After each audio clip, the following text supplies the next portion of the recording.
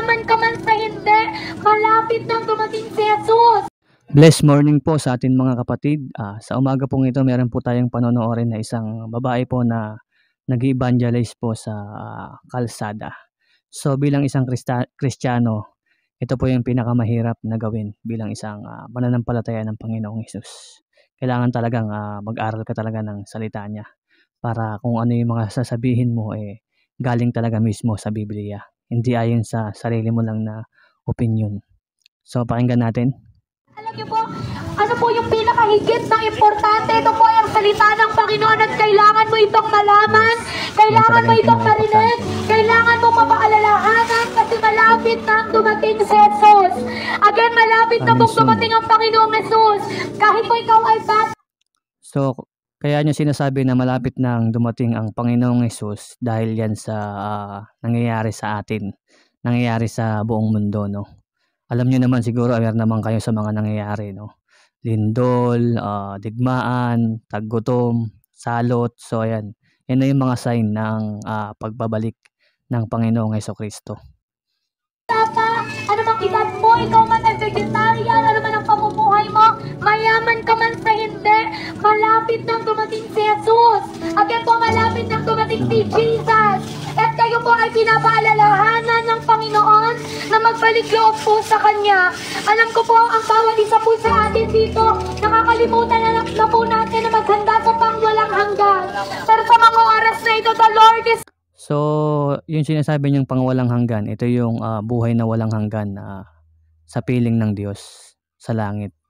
Kasi tayong mga tao, sa dami nating gusto sa lupa, dito sa lupa, sa dami nating gustong gawin, no? Na minsan nakakalimutan talaga natin na yung buhay natin after death, no? Kasi hindi lang naman tayo isang beses mabubuhay. Dito sa lupa mabubuhay tayo at kapag namatay tayo, doon meron judgment na depende kung ano yung pamumuhay mo dito sa lupa. Yun yung magiging basihan ng iyong pupuntahan kung saan ka. Dalawa lang yan eh. So pakinggan natin ulit si ate. Calling you, whatever your age is, whatever your religion is, the Lord is calling you and He is waiting for you. Again, He is waiting for you. Our God is waiting for you. Hindi man mahalaga sa iyo si Jesus, wala ka mang pakailan sa pa-church na yan, sa banal-banal na yan, pero alam niyo po, kailangan po nating bumalik sa ating Panginoon, magbalik loob sa ating Panginoong Jesus. Kailangan po nating magbalik loob sa Panginoong Jesus, magpakumbaba sa Kanya, aminin po ang ating mga kasalanan, at tanggapin si Jesus bilang ating Diyos at tagapagligtas. Maaring sinasabi mo, tinanggap ko na si Jesus kasi nananalangin naman ako gabi-gabi.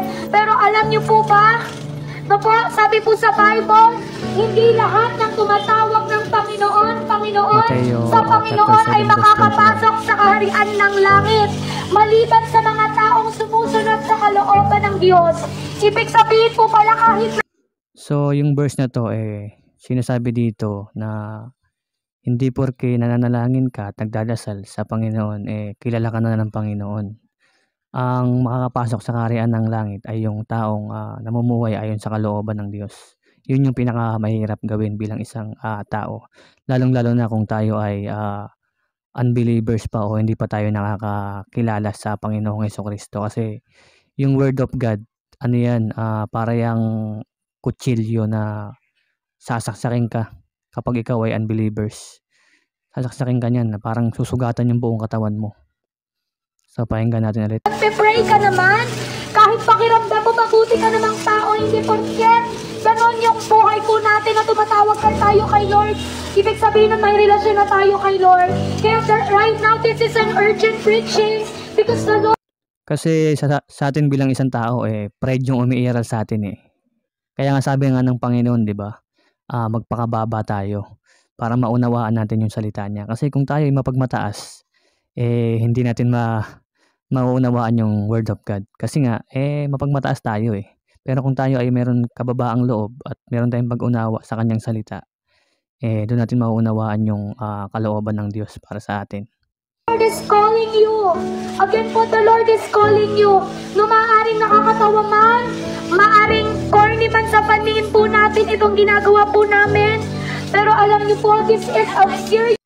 Totoo 'yan kasi meron talagang mga tao na kapag binahagian mo ng word of God 'no, tatawanan ka at sasabihin sa'yo na maraming sasabihin sa'yo na hindi hindi maganda kasi nga, hindi pa sila nakakaunawa ng salita ng Diyos. Kumbaga sa ano, sanggol pa 'yun, kaya kailangan talaga, kapag magse-share ka ng word of God, yung pinaka mainam na dapat maunawaan nila. Kumbaga sa sanggol kailangan gatas muna bago mo pakainin ang kanin. Use the word of God. This is a serious, urgent preaching. Kasi po malapit nang dumating si Jesus. So, sa totoo lang talaga bilang isang, Kristiyano, ito yung pinakamahirap na gawin, yung mag-share po ng word of God at mag-evangelize. Pero pwede mo naman 'tong gawin sa mga kaibigan mo, mga kakilala mo, pero napakahirap nito gawin sa mga kakilala mo na unbelievers kasi hindi ka agad nila paniniwalaan o mauunawaan gawa ng, hindi pa naman sila gano'n kalalim sa salita ng Diyos. Yung makakaintindi lang sa'yo yung mismong may alam na o meron ng pag-unawa sa salita ng Diyos. Pero kailangan mong, gawin yun, kailangan mong mag-share ng word of God yung parang gatas muna talaga yung, kailangan paunti-unti lang, hindi mo sila puwedeng biglain kasi 'pag binigla mo sila, mabubulunan yun, magre-react. Kaya nga yung ibang mga, tao na pumapasok sa church na unbelievers, hindi tumatagal yung iba kasi masakit, Masakit talaga yung salita ng Diyos lalo na kapagka tinatamaan ka talaga sa mga sinasabi niyan, sa salita na tumatagos sa buto mo. Kung ano ka, totoong believers ka, maano mo yun, maa-absorb mo yun sa buhay mo. Pero kung hindi, ano yun, magiging masakit yun para sa'yo. So ito lang mga kapatid, sana meron po tayong naunawaan sa mga sinabi ni ate. God bless po sa atin lahat.